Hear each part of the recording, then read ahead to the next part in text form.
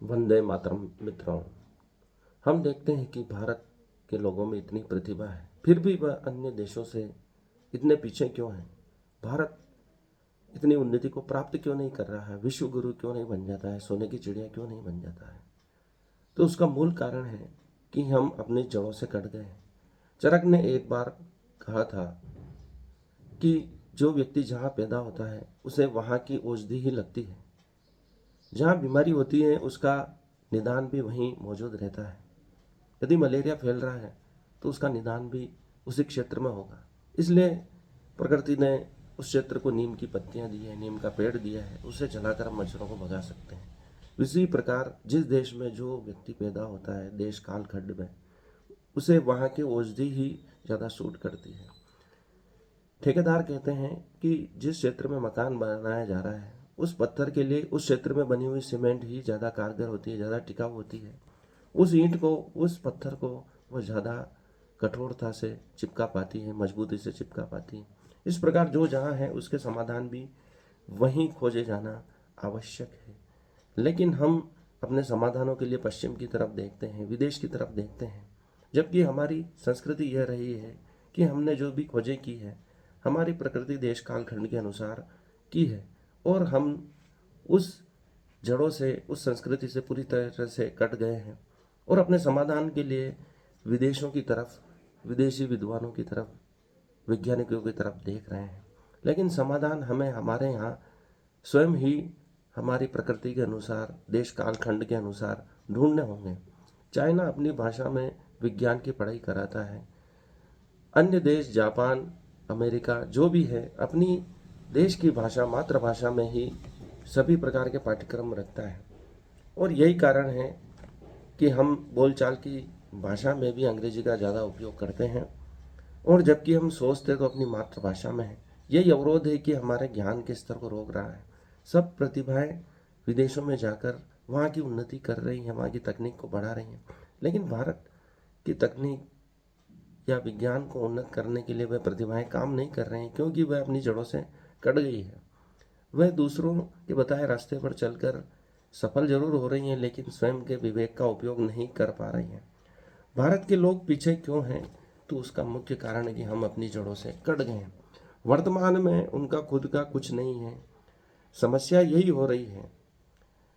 सब उधार का है, उधार का ज्ञान है, उधार का विचार है, खुद का कुछ भी नहीं है।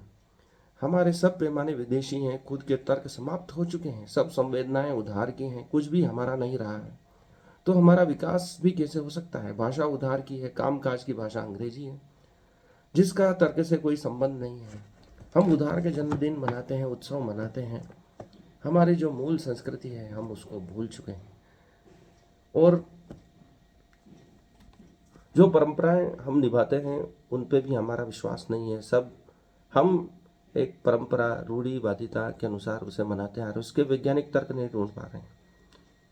सिर्फ एक क्रियाकर्म, कर्मकांड के अनुसार हम उसे कर रहे हैं। आवश्यकता है कि उनमें वैज्ञानिक तर्क ढूंढने की। हमें हमारे ज्ञान पर विश्वास नहीं रहा है। मेकाले का जो प्रयास था वह सफल होता दिख रहा है कि भारतीयों को उनकी जड़ों से काट दो। हम सर्जरी, प्लास्टिक सर्जरी तक करते थे। कई वैज्ञानिक उन्नत खोजें हमने की थी, उन सब ज्ञान को हमें भुला दिया गया है, उन गुरुकुलों को नष्ट कर दिया गया है। जो हमने अब तक खोजें की थी वह किताबी बातें, गाथाएं बनकर हमें सुनाई गई कि ये ऐसा कुछ नहीं होता था।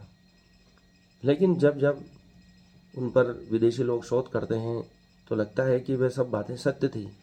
हम ही हमारी जड़ों से कट गए हैं, यही हमारी मूल समस्या है। जो भारत इतना 17वीं शताब्दी तक पूरे विश्व में व्यापार में, अन्य क्षेत्रों में नंबर 1 था, आज वह सबसे पीछे क्यों है? क्योंकि हम हमारी हजारों सालों की परंपरा से कट गए हैं और एक दो से शुरुआत कर रहे हैं। जो एक दो से शुरुआत करेगा वह पीछे ही रहेगा, और हजारों सालों की जो उन्नति की थी उसको छोड़ देगा तो वह पीछे ही रहना उसका भाग्य होगा। आवश्यकता है कि पुनः हमने जो अभी तक खोजें की थी उसको आगे बढ़ाने की, उसको समझने की, उसे पाठ्यक्रम में शामिल करने की। तभी हम इस विश्व को शांति, विज्ञान दे पाएंगे। सामाजिक क्रांति दे पाएंगे, सामाजिक शांति, सामाजिक सौहार्द दे पाएंगे, विज्ञान दे पाएंगे, न्याय दे पाएंगे। धन्यवाद। आज के लिए इतना ही। पुनः सनातन धर्म की ओर लौटने का प्रयास करें। हमारे जो धर्मों में अच्छी बातें हैं उसे पढ़ने का, समझने का प्रयास करें।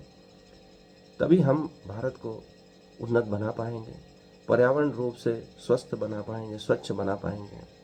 सभी स्वस्थ रहेंगे, मस्त रहेंगे, तभी यह संस्कृत का वेद वाक्य सिद्ध होगा। सर्वे भवन्तु सुखिनः। धन्यवाद। आज के लिए इतना। इस वीडियो को लाइक करें, चैनल को सब्सक्राइब करें, कुछ कमेंट्स करें। धन्यवाद।